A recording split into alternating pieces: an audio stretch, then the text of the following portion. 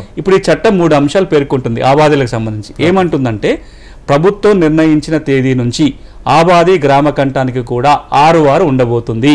Record తయారు చేస్తారు. ఎట్లా తయారు చేస్తారు అంటే సర్వే ఆఫ్ ఇండియా వాడు కొలిచి పటాలు ఇస్తాడు.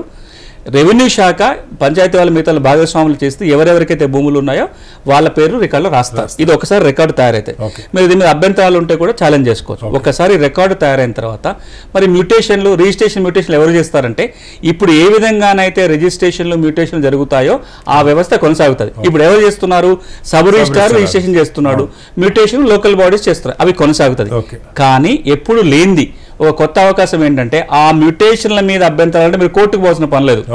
6 చట్టం కింద ఏదైతే అపిలేట్ వ్యవస్థ ఉందో వాళ్ళు మ్యూటేషన్ సమస్యలు కూడా పరిష్కారం చేయొచ్చు. దానివల్ల తెలంగాణ రాష్ట్రంలో 10,954 రెవెన్యూ గ్రామాల్లో ఉన్న ఆబాదీ భూములకు రికార్డు వస్తుంది.